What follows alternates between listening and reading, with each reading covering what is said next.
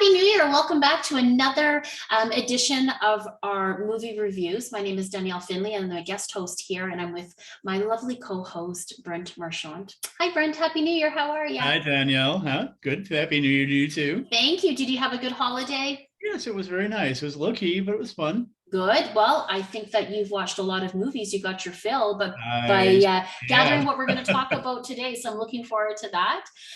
Brent Marchant is a movie critic and author, and you can check out on his website at brentmarchant.com for all the great things that he has up and coming in his little world, which I absolutely adore. So I'm going to hand it over to you because I do know that you have some announcements to make. Yeah, I do. One of the things I wanted to say about today's show is that I recently published my top and bottom 10 movie list for 2021. I have a blog on my website about it. And the reason why that's important is that quite a few of the movies that we're going to be talking about today appear on that list. So if you want to find out more information about any of those pictures in greater detail, just go to brentmarchant.com. You can look at the top and bottom 10 list movie blog. There's also a link to it from the Good Media Network's Movies with Meaning post, which just went up yesterday. So there's plenty of ways to find it, and you can find a lot of detail about what movies I liked and didn't like. And also wanted to add too that there's going to be a documentary edition of that blog coming up separately in the very near future. So this current blog basically includes movies of every genre except for the documentaries, which, as I said, I'll talk about later. Now, is film festival season over? Pretty much, although you're getting into kind of an overlap period where the film festivals are talking about movies that are going on now, like Sundance. They're talking about movies that are going to be released later on in 2022. So okay. Yeah. So pretty much everything that's been distributed and up for consideration for the 2021 award season, those festivals are pretty much done now. So, and what about award shows? It's coming up to award show season. Yeah, well, hopefully. Yeah. It is a bit of a strange award season this year in the fact that the Golden Globe. Sorry, I'm just going to turn. I've got music on in my studio, and it's kind of distracting me. There we go. Sorry. The Golden Globe Awards, which of course is the awards competition no one's supposed to talk about this year, that took place a couple of weeks ago, but it was not broadcast anywhere. So they just basically handed them out and made an announcement about it, but didn't go any further than that. There was also supposed to be the Critics' Choice Awards a couple of weeks ago, and they canceled because of COVID. They're supposed to be rescheduling it for some time during award season. I haven't seen anything about a date yet. So there are other ones coming up, the Screen Actors Guild Awards, the Independent Spirit Awards, and of course, the BAFTAs, which are the British equivalent of the Oscars, and the Oscars themselves. Oscars, yeah. So Oscars is supposed to be on March 27th. Live event? Supposedly. They've been kind of mum so far as what's going to take place, how it's going to be staged, and so forth. So they're obviously still battling COVID, but also they're having to bounce back from last year's rather disastrous awards ceremony, which had the lowest viewership ever. Yeah, it's terrible. It was a really bad broadcast in many ways. So hopefully they'll get that turned around. Well, here's hoping. Yeah. All right. Well, happy January. I'm really excited to talk about some of these movies. Thank you. Let's go. Let's get going. Okay. Well, we're going to start off with what is essentially the one of the most controversial and divisive movies of the year, and that's the Netflix satire Don't Look Up. And this film tells the story of what people in various areas of officialdom how they're handling an impending crisis, which is the fact that the Earth is going to be hit by a planet-killing comet in 6 months' time. Now, that might not sound like exactly a terribly cheery prospect, but the thing is, this narrative has been used as a metaphor for describing many things that are going on in contemporary society. And as a result, it's really kind of a very biting satire, examining what do you do when you've got certain doom facing you and you're putting all of your emphasis on secondary considerations. And it's hilarious. I mean, it's just absolutely hilarious. It's got a great cast. It really goes for the jugular quite a bit. And a lot of people have either loved it or they've hated it. And the reason why those have hated it, I think, is probably because it hits a little too close to home. Yep. Particularly when it comes to criticisms of the media, politics, business. You know, I mean, it's a case of so many different scenarios in this film where it's like, you know, you got this major catastrophe looming, and yet they're doing the equivalent of rearranging the deck chairs on the Titanic. I think it's really an important film for people to watch, because it really needs to have the points driven home that this film does in a metaphorical way. Some people have said it's heavy-handed. Some people have said that they think it's a little too simplistic. But in many ways, when you're dealing with satire, I mean, that's a movie genre where, you know, it's like getting slapped across the face. Satire is supposed to do that. Mm.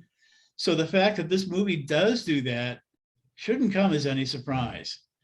So because of that, I really love this picture because of the way it makes its point so abundantly clear, and it does so in a raucously funny way. I don't know, I don't understand why people said they didn't find it funny. I thought it was hilarious. Not to mention the fact that it's just got this dynamite cast with Meryl Streep, Kate Blanchett, Tyler Perry, Leonardo DiCaprio, mm-hmm. Jennifer Lawrence, Jonah Hill, Mark Rylance, Rob Morgan, Timothy Chalamet. I mean, the list just goes on and on and on. Packed with, like, I couldn't believe it when I was just like, character after character after character. I was like, what is this movie? And, you know, when my husband and I watched it together, and we first started watching it, and it's very comical, and it was really light, because I was like, this comet's killing the world. It was very sci-fi, and it was just really like, but Jonah Hill, I thought, was just outstanding. And Meryl Streep, I mean, come on, it's Meryl, right? So, and then as it went on, I was like, wow. Like, and then by the end, I was really like, whew, okay, you know, like, even the consideration. And then it led into a conversation that my husband and I had after that, it just kept going on, because it was like, let's think about this for a minute, you know, because it was taken in such a light manner, you know, as they were like, without, I'm not going to give it away, but as they were, as the characters, the astronomer, like, were they astronomers? No. Yeah. And they were trying to convince people and let people know, you know, and it was taken really like, oh, you guys are funny, you know, and Kate Blanchett and Tyler Perry, I thought they were really great too in their roles. And you kind of go along with it, because it's not numbing, but you kind of ignore the real guts of it, or the impact of what is actually, you know, happening. Exactly. I mean, this is really, you know, this movie is kind of playing the role of like what a court jester would have done, you know, in medieval times in the royal court. And they, you know, the jester was the one that could get away with essentially bitch slapping people in the face and being able to not have any consequences from it. And that's what this movie does. And I think it's really important in the fact that this is a message that, you know, we really need to hear. I read one critic who talked about the idea that, you know, he thought it was a little bit over the top, but he said he thought that the message was important to get through because it's something that we deserve. Absolutely. Yes. So. Which is really hard to say and hear. Absolutely. Absolutely. And so when it started getting to that point, because I know that Leonardo DiCaprio is so heavily involved in protecting our globe. And so, and then I looked at the people who were surrounding him and I was like, oh yeah, of course. Like it just made sense. It really made sense how it was put together, but funny. Like we laughed a lot. Yes. Just really great cast too. And a good message. And I really like the way Meryl Streep's character was written too, because in so many ways she was a really perfect mix of Donald Trump and Hillary Clinton absolutely at the same time. Yep. And I thought that was important because it was driving home the message about wake up, people, understand that there really is not a whole lot of difference when it comes to your politics. Yep. And you're seeing that, you know, both of those qualities embodied in one character who supposedly represent opposite points of view. Yeah. You know, good one. Yeah, Donald Trump and Hillary Clinton, absolutely. Yes. Really good. Really good. I thought it was a good pick. And this one gets a 5 without a question. Good. You know, and I first started watching it, I was like, Brent, what do you got me watching here? This is really interesting. But as I said, it just really was captivating and it really captured both my husband and I. We were like, oh, let's get into this a little bit more. You know, we were kind of at the beginning, what is this? And then it didn't take long before you really are wrapped and engaged in the real message, as well as the humor of it. And the quality of the movie I thought was really great. And like you said, the message that we really need to hear. Absolutely. Well, you know, it's kind of funny in the fact that I first saw a TV commercial promoting this film back during the Summer Olympics last year. And then I didn't hear virtually anything about it until it was finally released. And I had to kind of wonder what was the reason behind that. And I think a big part of it, again, goes to the fact that you know, Netflix knew it had a great movie on its hands, but it also knew that it was going to probably get a really diverse and divisive reaction among critics. And that's exactly how it's turned out to be. And it's in many ways, it's turned out to be the same way among viewers as well. But I'd say, you know, watch it, laugh, and appreciate the many awards nominations it's already picked up. Yeah, and I'm sure when it comes time to the Oscar season, you'll probably see quite a bit more. Yeah. For those who are unfamiliar with the director, this was made by Adam McKay, who is probably best known for making the movie The Big Short, which came out a few years ago. And I think he's done another great job here as he did there. Yeah, it was really good. Good pick. So 5 out of 5. That says it right there. All right, let's move on. Your next one. Okay, next one is this one actually I kind of surprised myself with in terms of it making it onto this. Surprised me too. Yeah, it's Steven Spielberg's remake of West Side Story, which is still available in theaters, although I don't think it's going to be in theaters a whole lot longer because it hasn't performed very well at the box office. But you know, this is a remake of the classic musical, and for me to like that is really quite a step, because musicals are not one of my favorite movie genres by any means. And it's always a big risk when you're taking on remaking a classic. But I was very, very pleasantly surprised exactly at how well Spielberg pulled this off. There were some things about it that could have been a little better, but for the most part, you know, the musical numbers are great. The choreography is great. Tells the classic sort of Romeo and Juliet type story of people who fall in love who shouldn't, or who are perceived as they shouldn't. And it's just I found it to be a very pleasant surprise all the way around. You know, ever since Spielberg made Indiana Jones and the Temple of Doom many, many years ago, which opens with a musical sequence, I had always wanted to see him direct a full-fledged musical. And I thought it was kind of a risky venture on his part, taking on such an iconic picture as this one. But I really think he came through pretty well. I would have recast the male lead. He was not as strong as I would have liked, but virtually everybody else in it, you know, Ariana DeBose, Rachel Zegler, and of course, you know, our dear friend Rita Moreno. She's just wonderful. I mean, she's still got it after all these years. And, I really, I was also surprised at how well it moved along for a movie of this length, because it's over 2.5 hours. I'm going to interrupt you for a sec. Why are movies getting so long? That's a good Why? I think to a certain degree, it's probably a reaction to the fact that for a number of years, movies were getting progressively shorter. And I think a lot of people were beginning to feel somewhat cheated. I mean, do I really want to plunk down 10, 12, 15 bucks to go see a movie that's, an hour and 15 minutes? An hour and a half, 90 minutes. I'm good with that.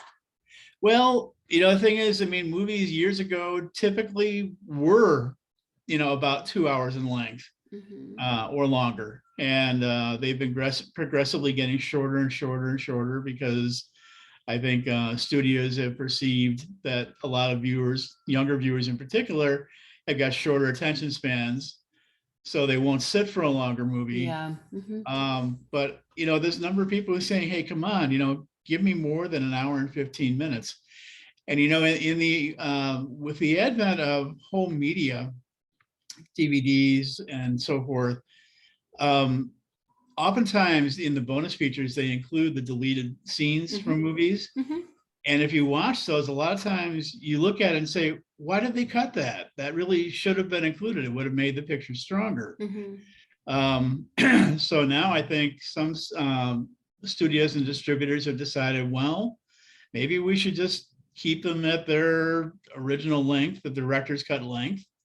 And if they end up running over 2 hours, well, then, let's go do it. So it's a big commitment. It's a big commitment. And I find it within myself, even if it's a really great movie, that's a long time. I get really quite, okay, I'm ready now. I like beginning, end, middle, let's wrap it up. But that's my personality. So I was just curious. So this one's 2.5 hours? It's about 2.5 hours. Yeah. That's a long time. But it doesn't seem like it. It moves along at a great pace, probably because, the staging of the musical numbers is so entertaining that, you kind of forget about the clock as you're watching it. Yeah. So this one is it's a good picture. And if you want to see it on the big screen, like I say, do it soon, because I don't think it's going to be in theaters a whole lot longer, because it has been unfortunately, it's been kind of a box office bomb at this point.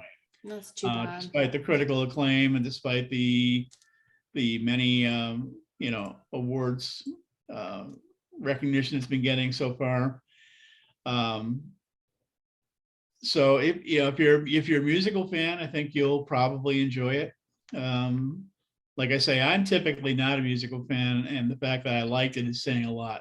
Well, I like it that you weren't checking your watch, because we're going to talk about ones that you were checking your watch. Yeah, so that's good to note on this one. There's been quite a few of those this year. So okay, so what would you give this one? 4.5. Wow, these ones are good ones. Way to start off a new year. Okay, next up. Okay, now next we have another classic story, and it's I believe in the neighborhood of like the 30th remake in one form or another. We have The Tragedy of Macbeth, the latest staging of William Shakespeare's classic, with Denzel Washington and Frances McDormand. And this tells the story of unbridled ambition of a man who would be king, and the fallout that comes in the wake of that.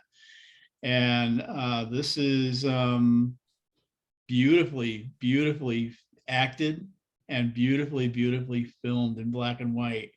It's a picture that has a very distinctive ambiance. It's very reminiscent of a school of filmmaking from many years ago called German Expressionism. And the production design, the cinematography are just stunning to look at. It's a movie that feels somewhat cold. I mean, a tragedy like Macbeth is going to be that way to a certain extent anyways, but the way this has been put together, it kind of reinforces that. So there is a bit of an emotional distance between the viewer and what's taking place on the screen, but I think that helps to reinforce the nature of the story itself. This was the first solo directorial effort from filmmaker Joel Coen, one half of the famous Coen brothers, who've made many, many movies over the years. And I think he's done a really great job here in terms of putting together something that's visually stunning and just emotionally moving in terms of the performances. Denzel Washington has been picking up nomination after nomination after nomination for this part. I really wish that Frances McDormand would too, because I think this is a really terrific performance. Although having just won last year for Nomadland, I don't know that she's necessarily going to get recognition again right away. Personally, I would have rather seen her nominated for this than for that anyways, but this is this is a really compelling watch in many ways, especially if you're a Shakespeare fan. I was going to ask you that. Does it appeal to Shakespeare, fans as well as non-Shakespeare fans? Yeah, I really think it does. I mean, it does really tremendous justice to the part. Okay. The film is still playing in theaters in limited release, but it's also available already for streaming on Apple TV. So this is something that if you don't want to venture out to a theater just yet, well, you can watch it at home if you're an Apple TV subscriber. Yeah. So this one is another one that's very high on my list, and it gets a 4.5. Wow. Okay. So a 5 and 2 4.5s. These are big ones. I'm being very generous this month. You are. You're being very. Your 2022 is going off to a roaring start. You're just giving them left, right, and center. Okay. So I love it. I love the 2 actors in it, and I think that that's a great combo. I love Frances McDormand. I think she is just outstanding, and Denzel. He's Denzel. He's a great actor, and I think that I haven't seen this, but I look forward to seeing this movie because I do like the work of both those actors. Well, the reason why I like Frances McDormand in this so much is the fact that when I watched Nomadland last year, I thought she was miscast despite her winning the Oscar. I mean, that was a role that was very cerebral and low key, and that's not her. She's always somebody who's edgy and a real firecracker on screen. And the character of Lady Macbeth gives her the opportunity to bring that out. And they had chemistry. Oh, absolutely. Oh, good. Absolutely. Really? Yes. Okay. Interesting. Okay, just a combo that I wouldn't have put together. So I'm really happy to hear that. Well, some people have been kind of questioning the idea of like, okay, so this is Shakespeare. What do we got a black actor playing a lead in Shakespeare for? And the thing is, Shakespearean productions in many ways have kind of gone the same route as operas have gone these days, where the people doing the casting pick the best person for the part, regardless of what ethnicity they might be. I mean, it might not be quote unquote authentic from what was taking place during Shakespeare's time, but if it's the right person, then it's the right person. Absolutely. Period. I agree. And Denzel is definitely the right person for this part. Oh, I'm excited. Okay, that's a good one. And what are you going to give this one? This is 4.5. That's right. You already mentioned that. Okay. Yep. Next one. Okay, the next one is a movie that's been kind of flying under the radar, unfortunately, and it's a shame because it's a really great picture. This is a movie called Swan Song, which is a movie that combines romance, drama, and science fiction. It's a really interesting fusion of the 3 genres. Tells the story of a man who is a young father and husband who has been diagnosed with a terminal illness, played by Mahershala Ali. And he's really torn about, how to approach handling this in terms of telling his family. Partly because there is an opportunity for him to be able to spare his family the anguish of his passing. A scientist played by Glenn Close has developed a technique to essentially replace him and step into his role as the father and husband that he's going to be leaving behind. And he's torn because there's part of him that, really wants to spare his family any undue pain, but he's also concerned about the fact that if I do this, am I creating some kind of nasty deception in many ways that, might seem like the ultimate cruel joke. So he's wavering back and forth in terms of trying to figure out how he's going to handle this.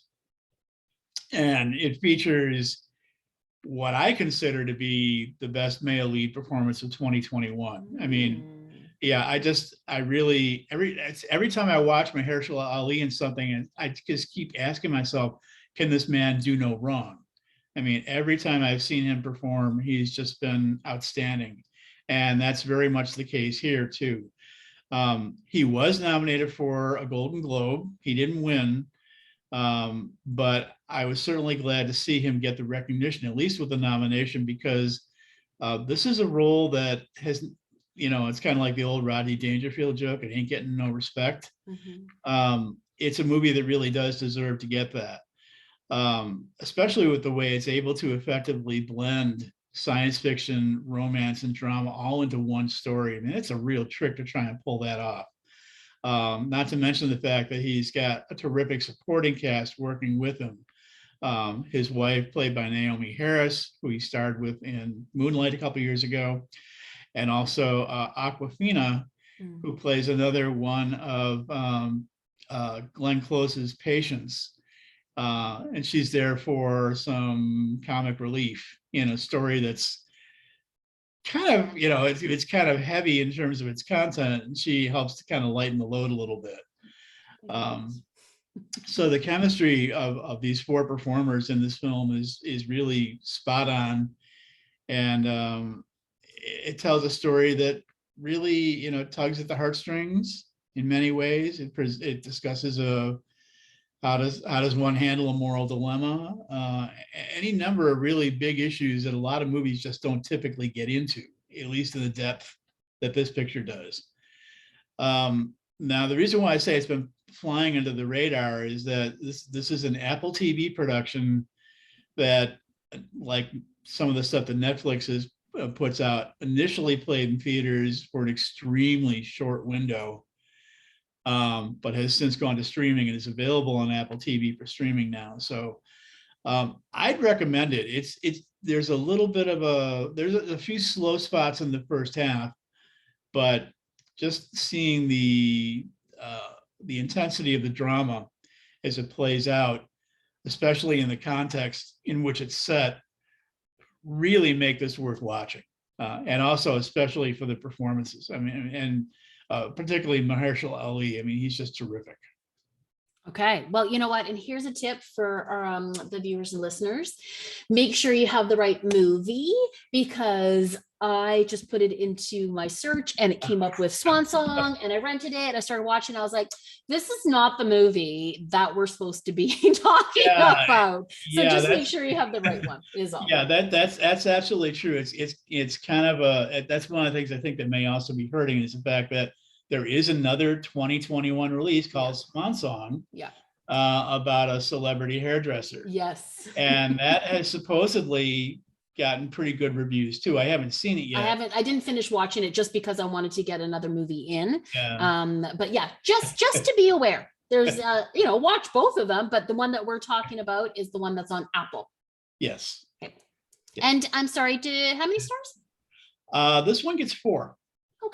Okay, that's still, geez, 4 out of 5. Yeah. That's dynamite. Yeah. Okay, and I love him. I think he's great. Okay, he really is, and I mean, he just seems to be getting better and better and better with just about every performance. Yeah, he's great. I'm just looking at the poster right now. Okay, next up.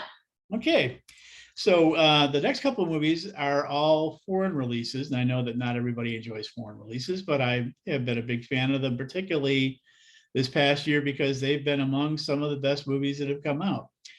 The first one of these is The Hand of God, which is a Netflix production. It's a film made by the Italian filmmaker Paolo Sorrentino. And it's basically the story, it's somewhat autobiographical, the story of a young man who aspires to become a filmmaker. and you get to see the background with which he grew up that helped to show how he ended up becoming a filmmaker. In many ways, Sorrentino is a director who has been very heavily influenced by Fellini. And you can see that in most of his films, but it's probably most apparent here, where you see this young man who's getting acquainted with what's going on in the film industry. He's got a brother who's an actor, and he goes to a casting call, and it really is like, it's like watching the casting call itself is like watching a Fellini movie with all these crazy, kooky, colorful characters doing crazy, kooky, colorful things. And you see how these various influences come to characterize how he wants to end up pursuing this as a vocation.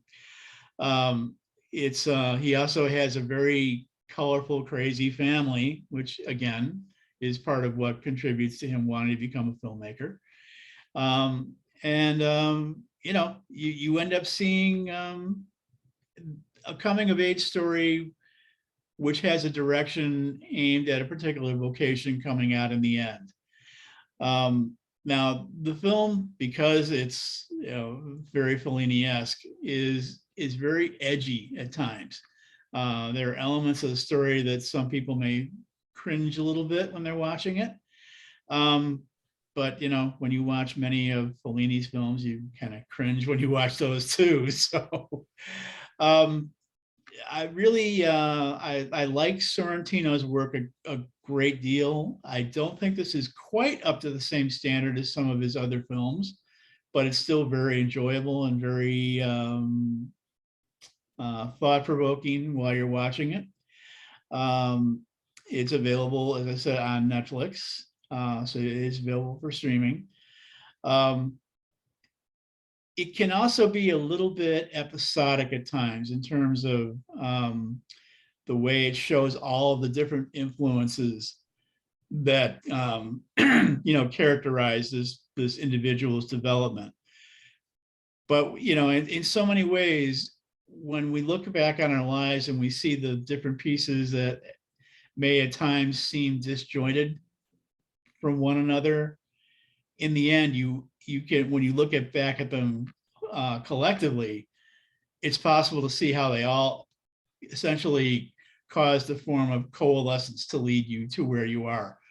And this film does a very good job of showing that, even though it might not always seem that way at the time. So it's the kind of picture that you also have to kind of, you have to give it some time to unfold to see how all the pieces are ultimately going to fit together. It's very well acted, again, by a colorful cast of characters. It's beautifully shot, taking place in Naples, which is where the director himself grew up.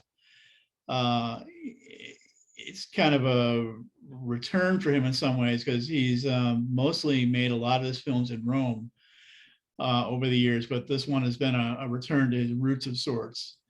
And I enjoyed it. I mean, it's you know, it's a delightfully quirky film. It's crazy.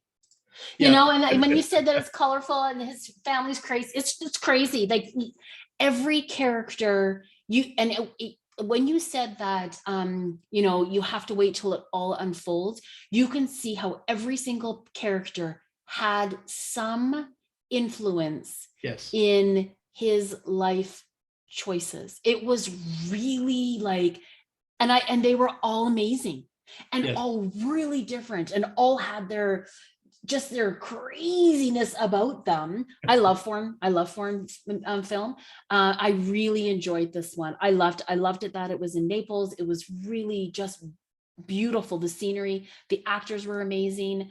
I can relate to the tragedy that happens in his life. That was very personal for me.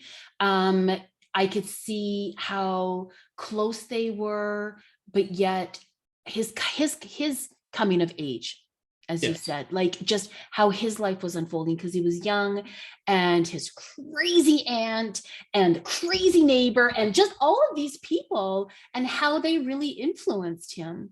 I thought it was dynamite. I thought it was really good.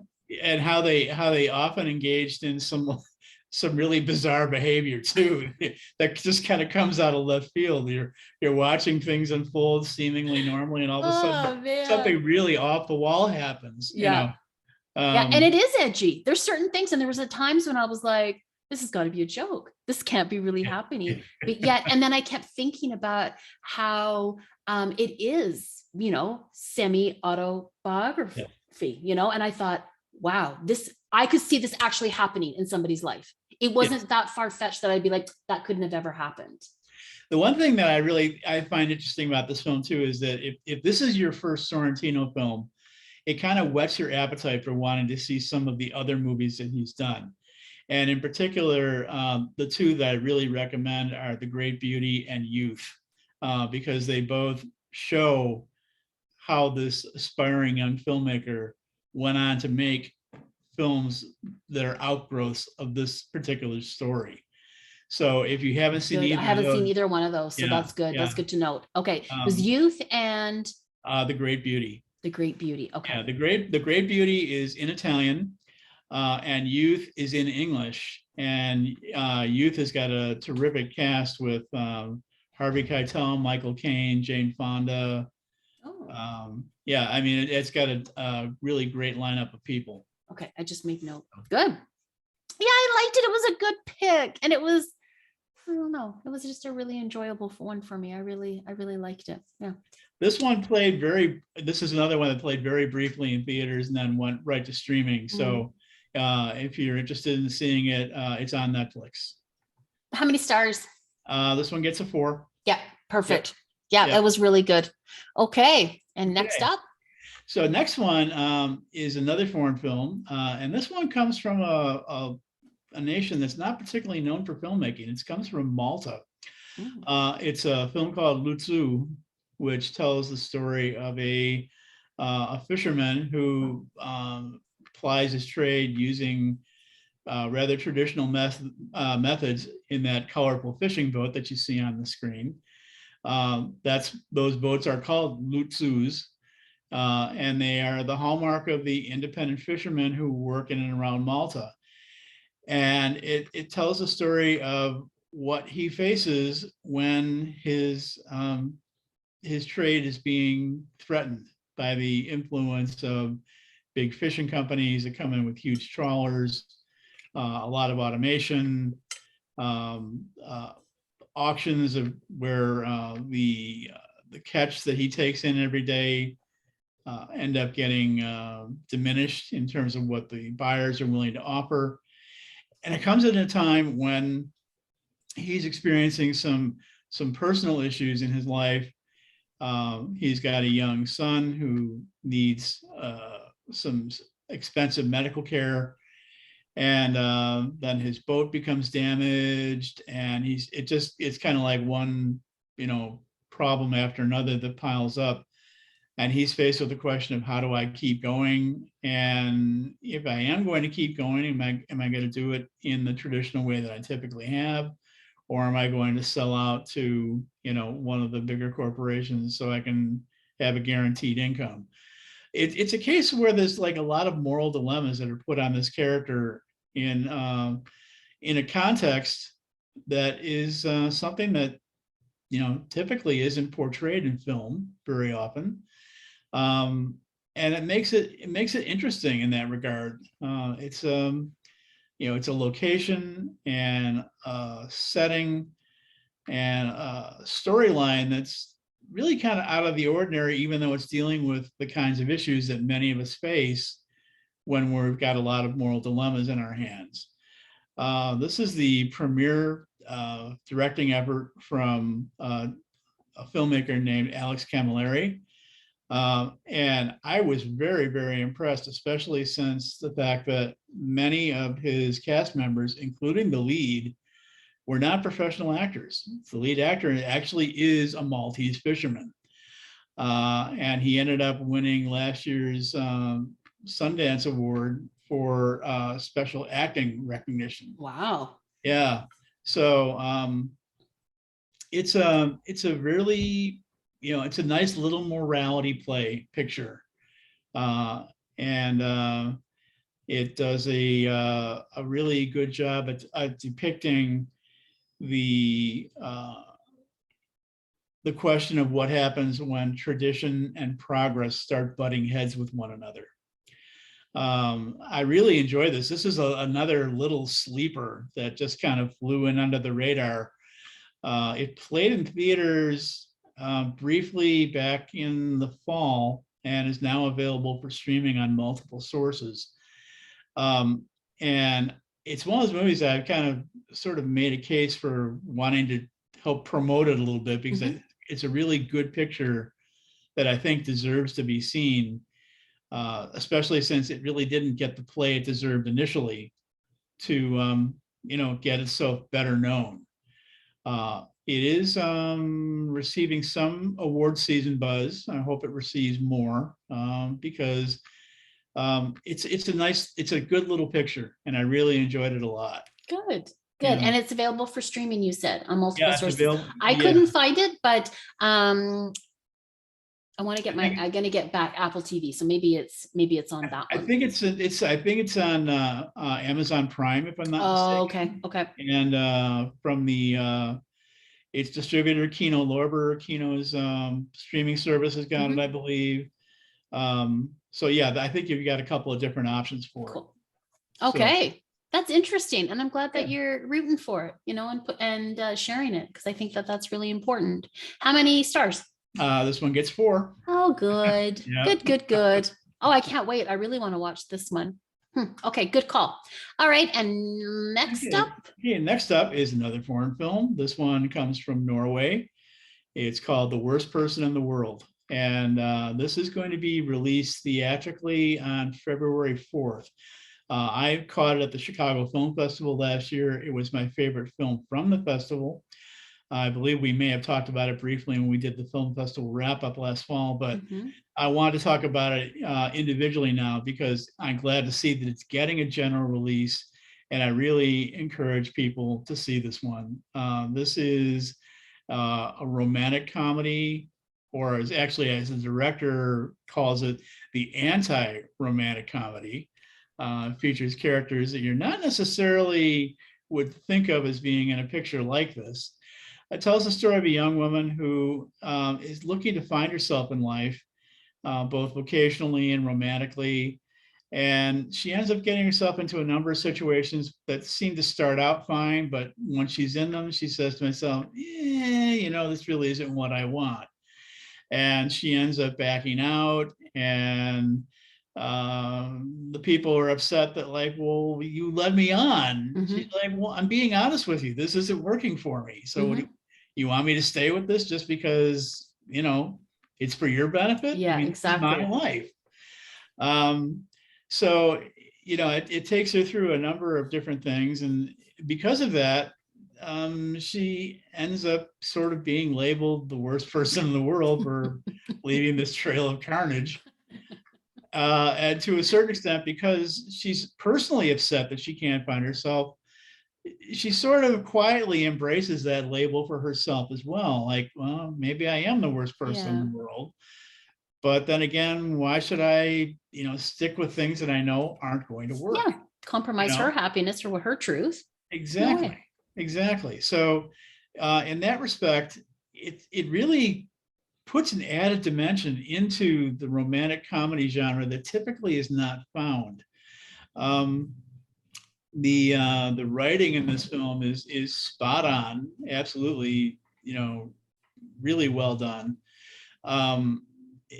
The portrayal of the women's sensibilities in the film, the screenplay for it reminds me a lot of some of the writing that Woody Allen has done involving female characters over the years, where he really captured, the director in this film, Joachim von Trier, really captures the essence of a character's sensibilities that often aren't picked up as acutely or as incisively as they are here.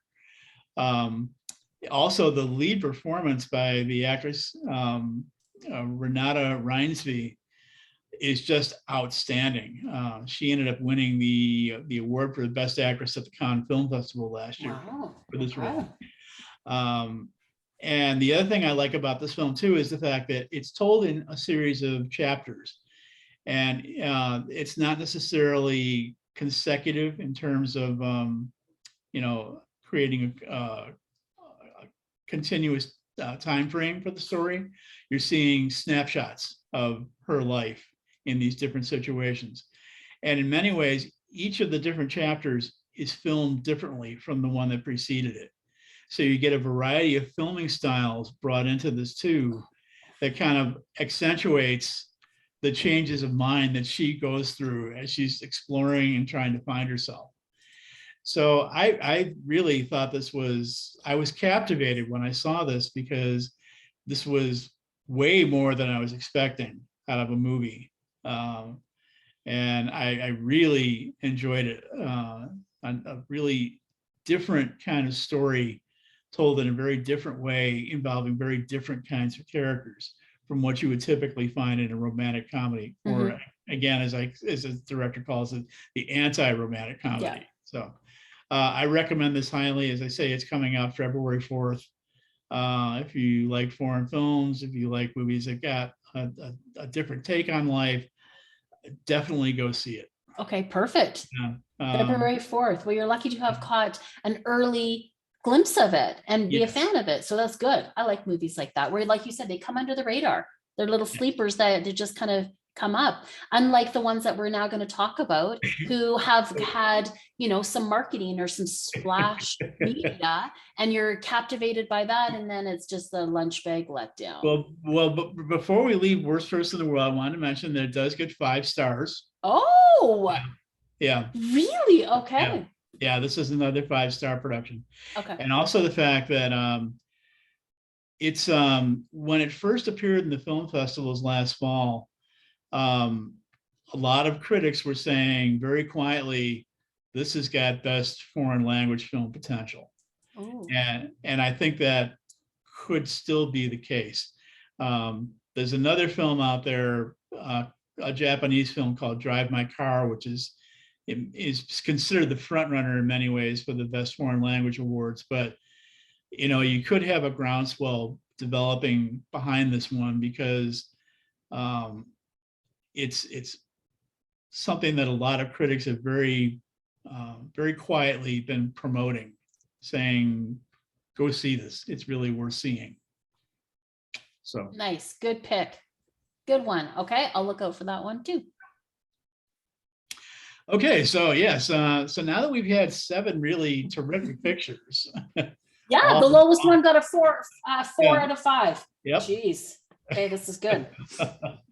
Those movies have all really helped to pick up for a lot of what came out in 2021, because when I was talking about the best 10 and worst 10 blog earlier, when I first started putting my draft together and trying to come up with the best 10 of the year, I couldn't do it. I came up with 8. Yeah. I was able to come up with a number of honorable mentions, but as far as movies that initially really I felt belonged on a best 10 list, it was hard to do that. Coming up with the worst 10, I had no trouble filling that one out at all. And there were a lot of movies that which is the best of the worst that you could make note of. Exactly. And a lot of them were movies that have been very highly touted. We talked about some of them on previous shows, and we're going to talk about a few more of them today, because these are movies that have just been heaped with praise that have just left my head spinning, going, I don't understand it. Okay. So the first of those, and this is a movie that's been receiving a lot of recognition, is called Licorice Pizza. It's the latest film from director Paul Thomas Anderson. And I really like Paul Thomas Anderson as a director quite a bit. He's done some great movies over the years, like Magnolia and Boogie Nights. But this one just is, to me, it's just a major misfire. I just don't get it. It's a romantic comedy about a couple growing up in the San Fernando Valley in the 70s. And what it really amounts to, in my estimation, is nothing but a collection of anecdotes that are somehow strung together by the on again, off again relationship of these two characters. And I just didn't get it. I just didn't, I mean, I didn't laugh. I couldn't see the relation between a lot of the events that unfolded during the course of the film. And I mean, I grew up in the 70s. And I mean, honestly, the 70s that I experienced were a hell of a lot more fun than this movie was. Yeah. I just don't quite get what the fuss is. Okay. How long did I mean, you never walk out of a movie. No. So how long before you were checking your watch on this one? I was checking my watch after 25 minutes, and the movie is about 2.5 hours long. Oh, ouch. That is painful. Yeah. Get the popcorn, get more popcorn, because it's going to be a long, long day. I saw the theater, and I mean, I heard people laughing around me, but I was scratching my head saying, what did you see was funny about this? Yeah, what do you find funny? And it's got a really dynamite cast. Yeah, exactly. Which was, that's when you said that, I was like, because I've seen so much marketing and so much like, hoopla about it. And I was really excited. And then it was like, oh, well, that's not good. This was named the best picture by the National Board of Review. And the National Board of Review is a pretty prestigious organization when it comes to handing out movie awards. And I just said, really? Yeah. So you didn't find it funny. You didn't think it depicted the 70s like what was truth. And you just gave it a thumbs down. Yeah, definitely. Fair enough. Okay. Okay. Another one that I give another thumbs down to is, it's a movie remake from the 40s, a cinema noir selection called Nightmare Alley. And this is another one that has a really tremendous cast to it. Tells the story of a con artist who works the carny circuit and ends up moving into high society in New York, where he starts conning a lot of wealthy but gullible people out of money with his so-called mentalism. It's a beautiful film to look at. I mean, the sets, the costumes, all of that, they're just outstanding. One of the best looking pictures of the year. And it features some really good performances by particularly Cate Blanchett, as well as Willem Dafoe and David Strathairn. But it's way too long. I mean, this is a movie that's desperately in need of editing. It's another one that I believe is close to 2.5 hours. Mm-hmm. And it just seems like there's a lot of extraneous material in it that could have very easily been chopped out. Not to mention the fact that essentially the movie is almost like a two-part story where the parts don't really connect as well as they could have, in my estimation. Now, the thing that I find interesting about this is still in theaters, but it's going to be premiering on HBO next week. Oh, yeah, it just came out in December. So, I mean, it's made its transition very, very quickly, which I think kind of reinforces the notion that this really isn't as good as people have made it out to be. And I think, fortunately, viewers have caught that more readily than a lot of critics have. So, well, I'm going to ask you, are you a Bradley Cooper fan? Because this is now 2 movies that we're going to make note of that had Bradley Cooper in them. Bradley Cooper is okay. I mean, I'm not really anti-Bradley Cooper. I think he's a little bit overrated at times, but he has given some very good performances over the years.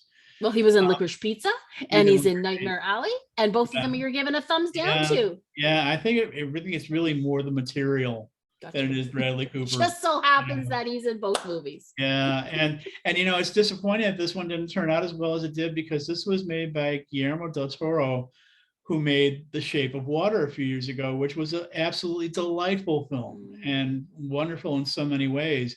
But this was, again, it's just another major misfire in my book. Boo. Another lunch bag letdown. That's not good. Okay, we got one more? Yeah, one more. Okay. It's the directorial debut of actress Maggie Gyllenhaal. It's The Lost Daughter, which is a very strange story telling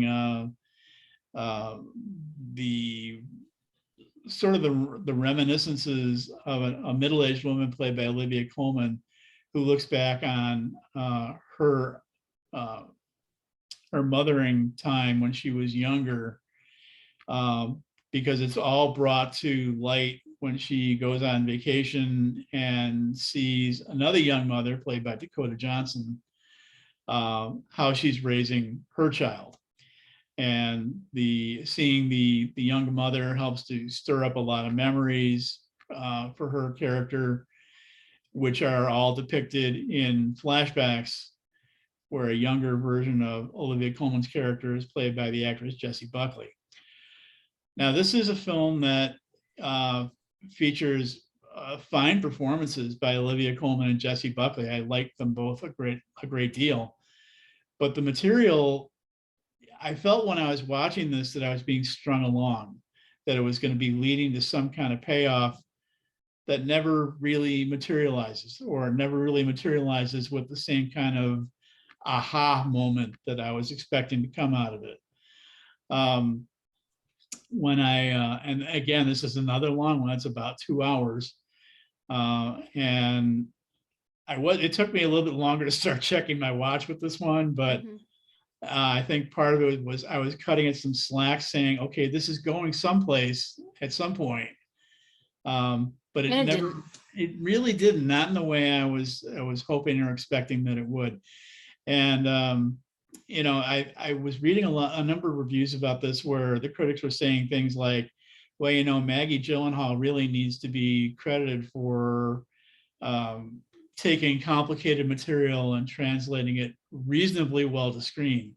Well, to me, saying translated it reasonably well to screen is kind of like saying, congratulations. Second. Yeah, congratulations on almost getting it right, or here's hearty congratulations on your 7th place finish. Yeah. I mean, I don't quite get what they're seeing in this and what they've been raving about. Well, everybody gets a ribbon. Isn't that the way that we learn it? Everybody gets a ribbon. Yeah, so I think that's kind of the case here,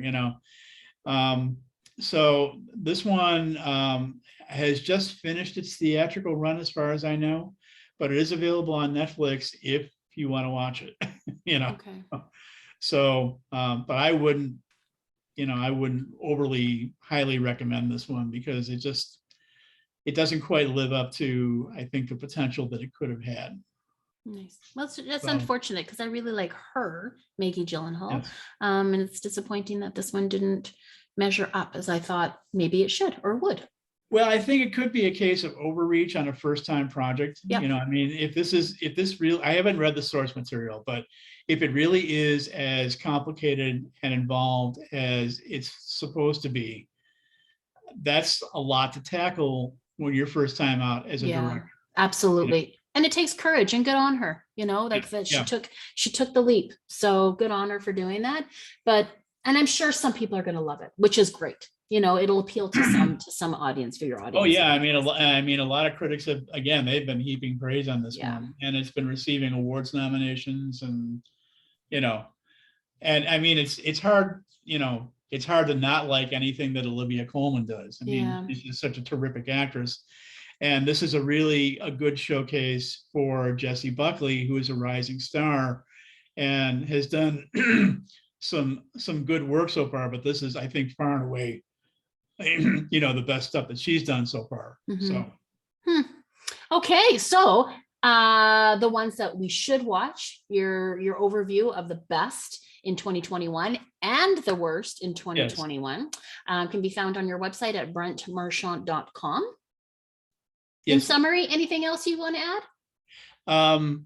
Well, there's a few remaining 2021 releases that are just now beginning to get into theaters.